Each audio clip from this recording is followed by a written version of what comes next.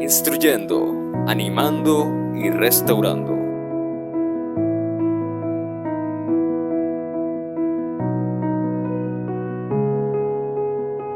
Rocío de Dios con Aide González de García.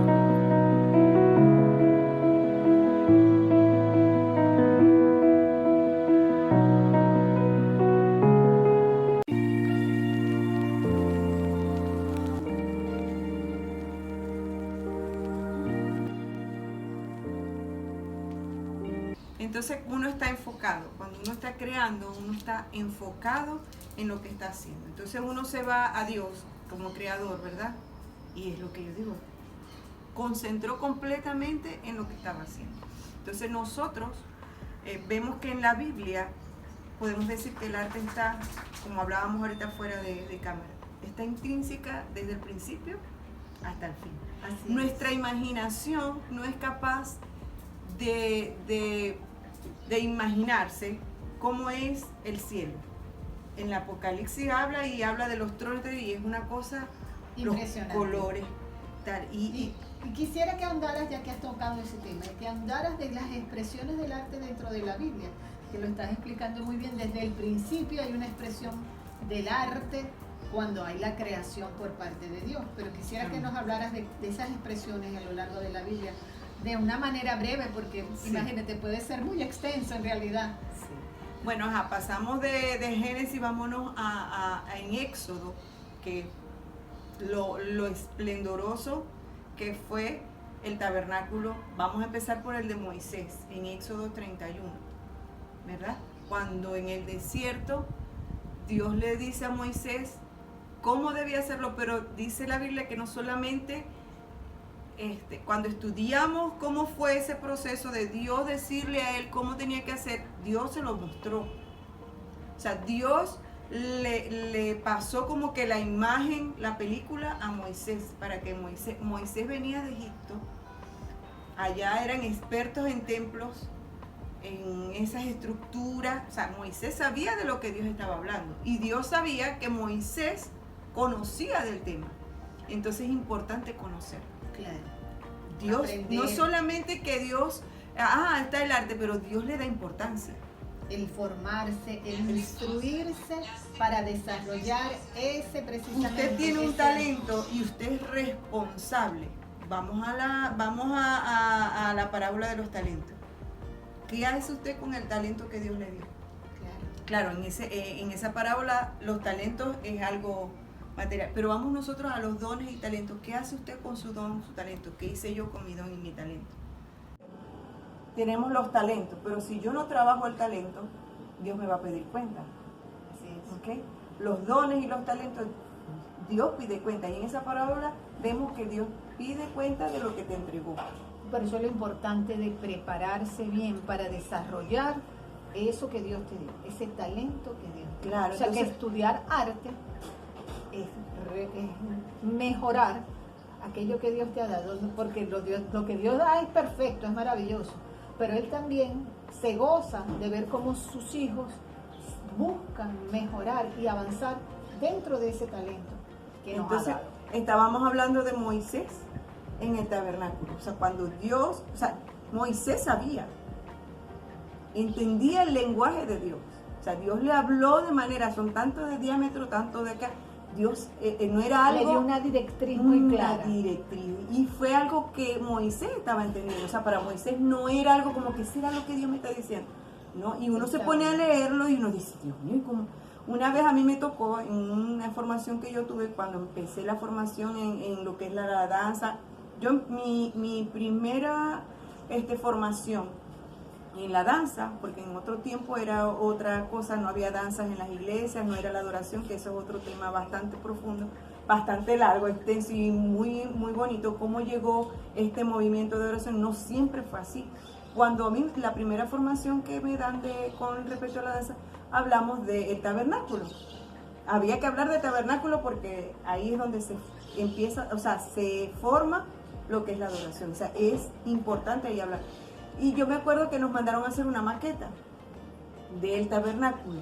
Y yo decía, Señor, yo oraba y decía, Dios mío, pero ¿cómo? yo que no he estudiado arquitectura ni nada de esa cosa, porque la arquitectura también ese es otro arte. Es otro arte, sin Y duda. entonces yo decía, Dios mío, y entonces un momento que orando y decía, Dios tuvo que mostrarle el plano a Moisés. O sea, Moisés tuvo que ver esa imagen. O sea, Dios tuvo que transmitirle a Moisés esto es. Y claro, Moisés ya sabía, conocía cómo era, qué materiales, cómo unir los materiales, cómo puedo yo bañar una madera en oro, cómo lo puedo hacer. O sea, no era algo como que, ajá, Señor, y cómo no, porque él ya sabía hacerlo. Y esto viene a ser una prueba más de cómo en la Biblia hay muestras de que el arte y el desarrollo del arte Es importante. ha sido desde siempre. Y para Dios es importante, para Dios es porque Él es el importante. que nos da el talento, Él es el que nos da esos dones, esas habilidades. No todo el mundo tiene la habilidad en las manos, por lo menos mi mamá y yo somos también, cosemos, hacemos los vestuarios, y no todo el mundo puede hacerlo. No todo el mundo tiene esa habilidad. No ese sabe talento. manejar las telas, qué telas se pueden combinar. ¿Cuáles ¿verdad? quedan mejor para ciertas ¿Qué hilo actividades? puedo usar con este vestido? ¿Qué colores y qué tipo, colores? y qué tipo de modelo es el más adecuado para Combinar la los actividad? colores. Fíjese que en el tabernáculo también hay colores. El Señor le dijo esto de este color. Eran materiales, pero y no era como ahora que uno va a la tienda y compra la pintura para teñir las telas. No, eso lo trabajaban porque era lo que había en ese momento. Y el arte era perfecto, o sea, por la Perfecto. descripción que tenemos, el producto, mejor dicho, el producto final era una cosa espectacular. Espectacular, Maravillosa. esplendorosa. Ok, y de todo esto que hemos conversado está súper interesante, pero también quisiera, o sea, que me corroborara qué otras expresiones de arte por la palabra en la Biblia podemos encontrar. Bueno, me impactó cuando leí en Ezequiel, capítulo 4, verso 3, porque me puse a indagar en eso, las expresiones. O sea, aquí en el tabernáculo vemos toda la parte manual, la postura, ahí se ven muchísimas cosas. Y en Salomón vemos cuando David instaura lo que es la música, lo que es el canto. Ahí vemos, en el tabernáculo vemos todas esas expresiones. Pero ¿qué tal el teatro? Así es. ¿Qué tal el teatro? Y nos vamos a Ezequiel, capítulo 4, verso 3. Esta es versión lenguaje actual. Dice, después de eso, coloca una lámina de hierro entre la ciudad y tú. Como si, o sea, ya eso te demuestra que es algo como si, o sea, no es verdad. O sea, no es algo que está en el momento. Es una semejanza. Es una semejanza, es una representación. Como si la lámina fuera una muralla. ¿Qué le suena eso? Utilería. Escenografía. Escenografía. Ajá. Y haz como si tuvieras por atacarla. La representación. La representación, la actuación. La dramatización. que La podemos dramatización. Entonces, Ezequiel puso la lámina allí y él hizo que la iba a atacar. Eso, teatro, dramatización.